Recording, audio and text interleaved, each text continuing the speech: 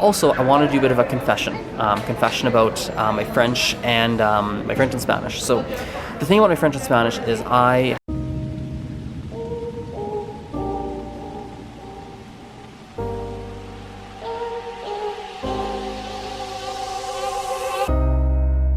forgot your name. I am doing very, very well. How's your day? Yeah? That's good. I got your, sorry I missed your call. I saw you call it. I was teaching yesterday when you called. Can we do, like 11:30 instead of in the morning? I just have to drive my sister somewhere in the morning. Oh my goodness, that is the funniest thing that's happened today. That is amazing. Hilarious, hilarious coincidence. This is very challenging to do with one hand. It's also not hot yet. Fail. I'm about to do some teaching here in a few minutes when my student shows up. Yeah, a few minutes here. And I wanted to share something very, very quickly before they showed up. So one of the things that really matters, whether if you are a teacher for languages or if you are a learner, language learner, in my experience, one of the big things that can help is if you, in your first lesson with a new teacher, either you as a teacher has to do some sort of level assessment for your students so you can see what they know, what they don't know.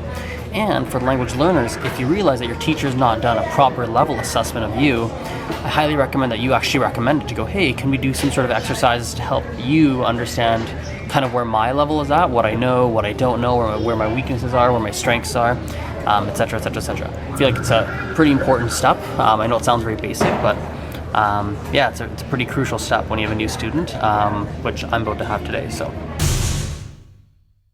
that is the 4th brand new student who has no-showed on me this week, which is highly annoying for a number of reasons. Number one, because I typically accept payment on the first lesson for roughly a month of lessons. That is essentially about, call it $500-600 of money that's just gone, just don't get it. It's also a waste of time because I then go to meet them, they don't show up, I wait, I text, I call them, so it's like half an hour of wasted time. And it then becomes about, there's about 4 students, so probably 4 students, I'd retain 2 of them, roughly, something like that, over a number of months. So it's probably about roughly $200-300 a month that's also just gone. So new policy is this: anytime I'm meeting with a new student, I'm always going to text them every single time a day before, and if they don't, to confirm their lesson. If they don't confirm their lesson, I'm not showing up. Hopefully, at a minimum, that saves my half an hour. If they don't answer me or if they cancel, whatever, saves my time. And hopefully they see the text and they go, oh yeah, that lesson, right? Oh yeah, I should probably go. And hopefully I retain more of these new students coming in.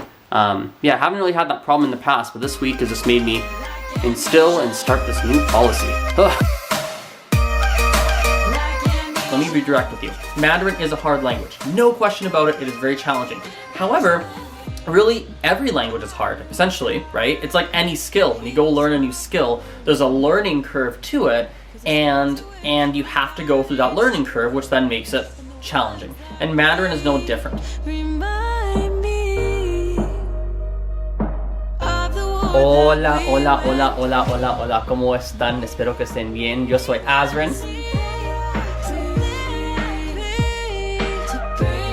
Bonjour, bonjour, bonjour, salut.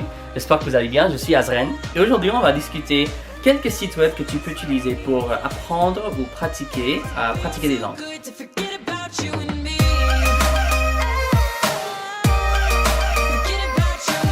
It's about 8 p.m. and a couple things. I need to figure out how to show more of my marketing stuff on camera, because there's often big chunks a day where I'm doing that kind of marketing or even just tedious admin stuff that there's just no real way to show it on camera, but I want to figure out a way to do it, to create some more substance to these vlogs. So I'm saying it out loud to start the thinking process for myself, to figure out if I can find a way to do that. Also, I want to do a bit of a confession about my French and my French and Spanish. So the thing about my French and Spanish is I have a bit of a fear inside of really using my French and Spanish a lot in videos and very publicly, because I'm very afraid of people judging my French and Spanish level and my French and Spanish mistakes, especially because I teach French and Spanish, right? And I know, right, and most of the time when it comes to French, I speak very well, but I do make mistakes, and that's something I kind of hide from. because since I teach it, I feel like I need to be absolutely perfect. But yeah, it's something I'm trying to fight against now, and I'm trying to be more open with the French and Spanish and let the mistakes happen and trust that people go, hey, it's his, you know, he speaks 5 languages, he's balancing so many different languages, like he's bound to make some mistakes when speaking spontaneously. You know, and I'm trying to be more open with that, right? And the biggest reason I haven't in the past is, again, like I said, I teach, and I don't want students to think that, well, why the heck would I take lessons with AZREN if he's making mistakes in French sometimes, right? And, you know, I think at the end of the day, I think the biggest thing in my head is I need to trust that people who are going to be my students understand that in spontaneous speaking situations, no matter how long you've studied a language, you are going to make mistakes, even if in your brain, even if you know very well all the grammar rules, because you're speaking so spontaneously, and in situations that there's no full control, your brain's going to slip up from time to time. It's just natural because it's not your first language. And I think I need to understand that people, the people I really want to be my students and work with me and everything that I want to work with, I need to have more trust that they understand that. And in the past, I've not really had that. And I've always tried to shield my French and shield the fact that I might be making mistakes. Especially, by the way, the worst is when I make mistakes in a class. A student asks me a question and I give a false answer. It happens probably, I would say, my guess is what, 3 to 4% of the time. That's my guess. I probably catch it. I catch my mistake later, probably 1% of the time. So of the 3 to 4% of the time that I give a wrong answer, there's a 1% that I catch later because I'll realize it. I'll be like, oh yeah, I gave a wrong answer.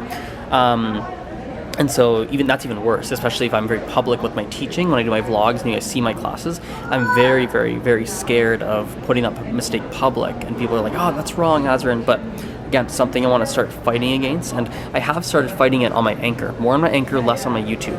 On my Anchor, I've started doing daily French and Spanish podcasts. Well, short podcasts, short audio posts, straight in French and Spanish. And I've posted them when I've heard myself make mistakes, even after I recorded it. It's like, well, there's a mistake, but that was my mental state when I was talking, and that's what came out, so I'm gonna make it public. We'll wrap the video up with that. I'm gonna head home now. It's 8:09 p.m. I'm gonna go home and work on some editing and editing, a little bit of admin work, and I don't think there's gonna be much marketing stuff this evening. But anyway, thanks for watching. See you guys later. Bye.